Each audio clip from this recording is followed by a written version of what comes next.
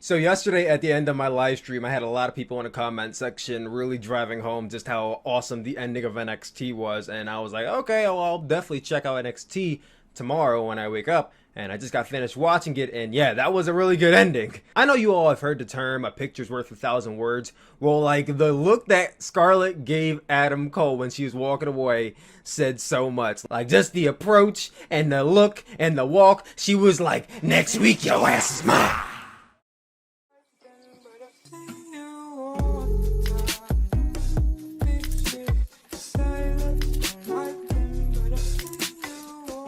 With that being said, hey, what is up, you guys? It is Tyler. Welcome back to the Tyler Williams channel, and welcome to another video. Let me start off by saying the way in which I was going to conduct and produce this video is not going to be the finished product. I intended to use clips from NXT on the show. I was watching NXT using YouTube TV because I'm subscribed to that, and I decided to screen record the show because I wanted to use clips from the show on this review. But then at the end, I saw that it was nothing but a black screen, so there was like literally no footage I could use from the show. I noticed this on my new PC is that I can't screen record like anything like that's not YouTube because it's just a black screen.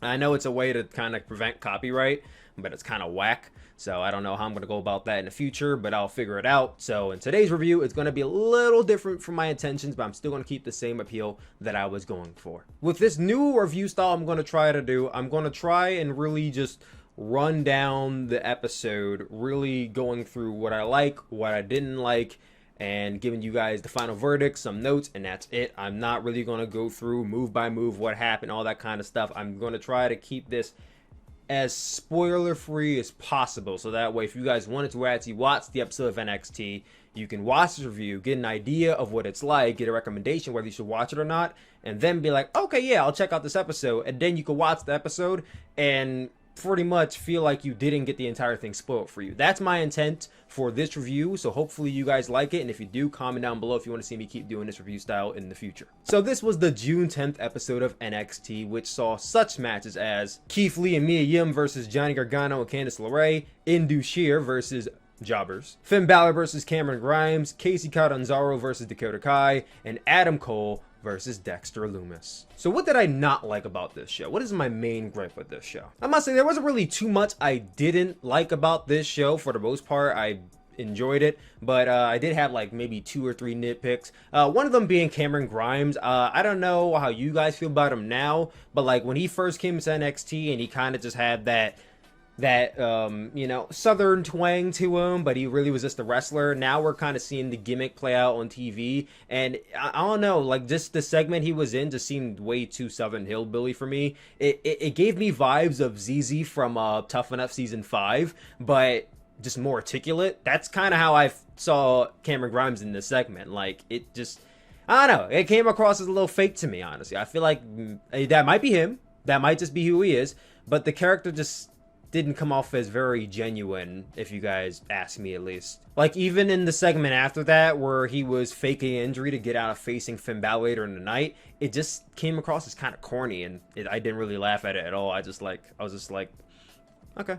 And into that, we kind of segue into Finn Balor versus Cameron Grimes. I feel like the tone of the character Cameron Grimes from this one episode, like the segments beforehand, kind of really disinterested me in the match from the get-go. Now mind you, I'm not going to say the match is bad because it was far from bad. I thought the match honestly and truly was good, but I feel like at times there was parts, I think in the beginning, where Cameron Grimes was kind of overselling stuff and looking kind of goofy because he wanted to play off the fact that, oh, I'm faking an injury, or I'm doing this and doing that, and I was just like, what's Twitter talking about? Like, I just was kind of turning away at some points, but other than that, it was fine. Just hopefully we see a little bit less of that, whatever we got from Cameron Grimes, and more of the wrestling. Dakota Kai versus Kacy Catanzaro, I felt like it just kind of happened. It was just kind of placed on the show. It was very short, very brief. I wouldn't even say it was a squash match necessarily for Kacy because she did get in some offense. After the match, Dakota Kai got in the camera and she said, I'm coming after that championship, basically alluding to she's going after Io. She might be our first challenger.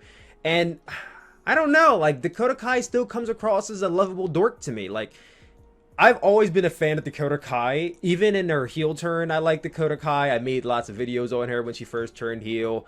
And I just thought then she was a dork. Like, she didn't fit the role. And even now, I feel like she just doesn't fit the role. I mean, if her role is to be like she's a fake heel, like, I feel like her gimmick right now, in my opinion, is that she's trying to be a bad guy.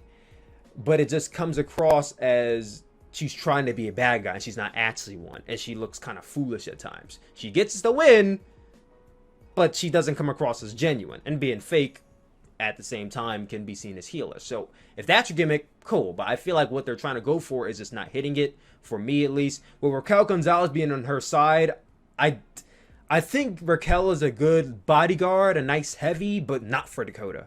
Like, I don't see the chemistry between the two. I just feel like Raquel Gonzalez is there. She walks with her. Like, you feel the chemistry with MJF and Wardlow in AEW. You kind of feel that chemistry with other managers in AEW and even on WWE television over the last few decades and years. But I don't really see the gelling with Dakota and Raquel.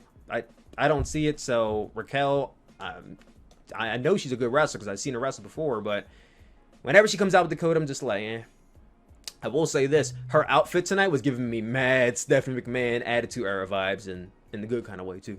Also, after the main event, Velveteen Dream came out to attack the Undisputed Era, which I was just kind of like, bro, you're kind of a loser. Like, what are you doing? Shouldn't you be, you know, trying to build yourself back up? Like, I don't think we should be seeing another Velveteen Dream versus Adam Cole match. He's had 2 championship opportunities and he's lost both of them. Losers don't deserve to get another shot, no matter how much of a babyface they are. I'm sorry. I feel like if you've lost twice, unless you're going to put your job on the line in the next match, you shouldn't be feuding with the champion, especially given the last stipulation where he's no longer able to face the NXT champion as long as Adam Cole's the champion. It doesn't make sense for him to want to feud with Undisputed Era, because now he's just going after them for fuck all reason, you know? But that's my main gripes. Let's get into the praise. The opening promo with Undisputed Era where Roderick Strong would see Dexter Lumis in the crowd, but like nobody else in the crowd or Undisputed Era would, gave me a good belly laugh. Like, I'm not even gonna lie, I'm just now getting acquainted to the Dexter Lumis character and him giving that creepy, almost serial killer like vibes, and Roderick Strong thinking he saw him but he didn't. Like, that immediately got me invested in what Dexter Lumis could possibly do in the future. So I like that a lot. Getting into the mixed tag match, I really like the chemistry between these two. Well, 4 I would say. The tag team of Mia Yim and Keith Lee was really good. They were definitely on the same page throughout. With Candice and Johnny Gargano, though they were the original power couple of NXT, there were times where it seemed like they didn't know what they were doing, or they weren't really communicating with each other very well, which spoke volumes to exactly how the story's kind of going with them. It later belts into the finish, which I genuinely enjoyed. Like Johnny Gargano hitting the slingshot DDT onto Keith Lee, and somehow he didn't see his wife laying on the mat right above Keith Lee. So when he did the DDT, Keith Lee body splashed Candice LeRae indirectly, and it just made for like a really good moment because Keith Lee's like, what have I done?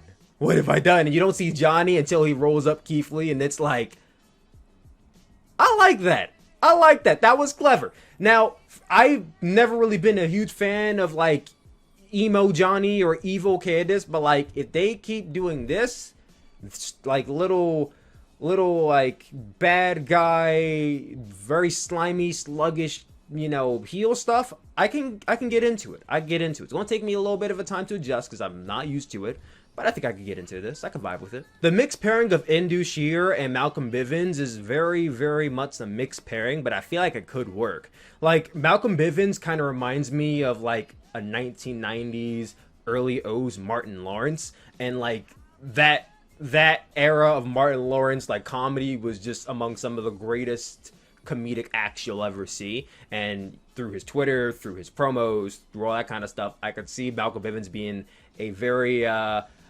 funny, but at the same time very effective character in the NXT roster as a manager. And even though Indu Sheer and Malcolm Bivens, like, I feel like they have nothing in common, there's something about that I feel like can make or break them.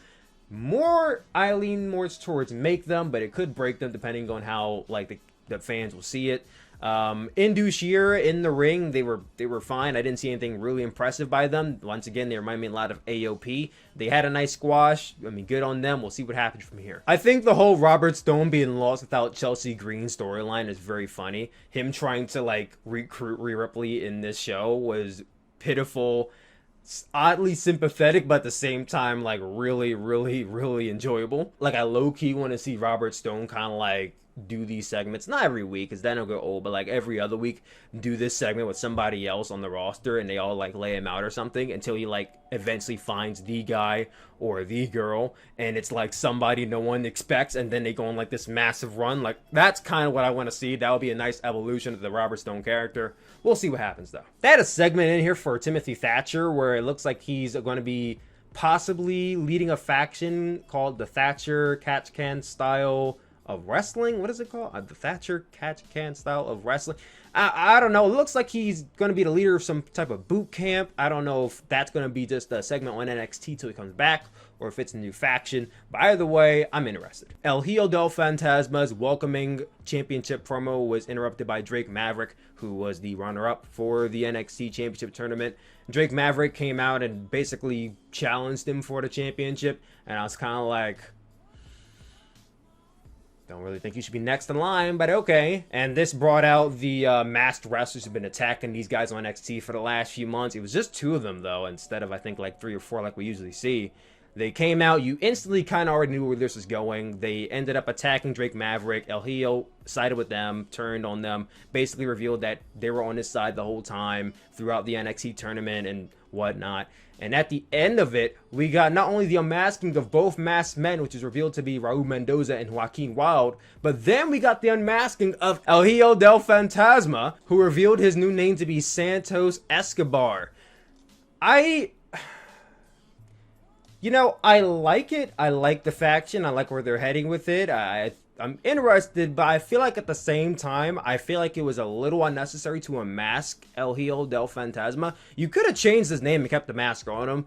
I just hate the sentiment that, like, wrestlers nowadays, in order to turn heel, they have to take the mask off. Like, we see this so often in professional wrestling. Babyface masked luchador. They turn heel, mask comes off. Now there's some Mexican, Hispanic, Spanish stereotype. Now, I'm not saying that's the path that he's going to go down, but I felt like he could have just kept the mask on and it would have been fine. It's not like he's going to alter his moveset by that much. He might just cut some high-flying moves out of there, but I just didn't see why that needed to happen. But I wasn't going to place it in my main gripe because I felt like that was just a little nitpick that doesn't really seem necessary to be a complaint. So I just kind of left it be. We'll see where it goes. Dexter Lumis's entrance music was just, whoa.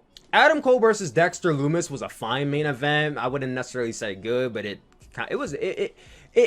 played its role. I feel like it was very much a showcase more so for Dexter Lumis and how his character goes. I liked a lot of the spots where he would kind of slide in and out of the ring in that very creepy, meticulous way and just almost kind of slithered around Adam Cole at times and really creeped out the Undisputed Era and the crowd. The crowd. And that really, I feel like those cinematics really gave me a better impression of him than really any move he did in the ring. And that's not to say his wrestling was bad, but I felt like him as a character definitely shines brighter than him as a wrestler in this one match I've seen of his. Undisputed Era ended up interfering in the end of the match, and I must say the Undisputed Era interferences do get very tiresome at times, and this was one of those times. However, I didn't put in my main gripe because of what came after the fact. As I said earlier, Velveteen Dream came out to attack Undisputed Era. Dexter Lumis joined him, and they took out Bobby Fish and Roderick Strong. That left Adam Cole in the ring by himself. He posed with the title. Lights turn out, and we see Scarlett Bordeaux dressed like the masked man from American Horror Story Murder House, which I thought was really funny. But she comes out in that all-black leather suit, and she pulls out a time glass, and she puts it on ring apron, and she says nothing and she walks away. Looks say 1,000 words. I thought that was powerful, and it really drives home the championship match that is pending between Adam Cole and I was going to say Killer Cross. I caught myself. Karrion Kross, which I'm looking forward to. Overall, I thought this was a pretty good episode of NXT. We saw a lot of story advancements. We saw some good matches in here. And while I think the middle of the show slowed down more so than any other part, a good majority of the show was really good. And I can't fault them for that at all. Between a Dexter Lumis segment, the Phantasma heel turn, the Thatcher boot camp, and the ending closer of the show, this got me really invested and really interested to see what's going to happen next week. I might even tune in live, who knows. That being said, this episode achieved its goal of making me want to tune in to what's going to happen next week. And for that matter, I'm going to advise that you check out this episode of NXT. And that is my review of the June 10th episode of NXT. What did you guys think? Comment down below. Let me know. What did you think about this new review style? Do you want to see me go more in depth with the moves? You don't want to see me keep it like this? Also comment down below. Let me know that. I love you guys always, and I will see you all tomorrow for my Impact Wrestling review. It's going to be my first time watching Impact in 2 years, so we'll see what happens. Peace out, guys.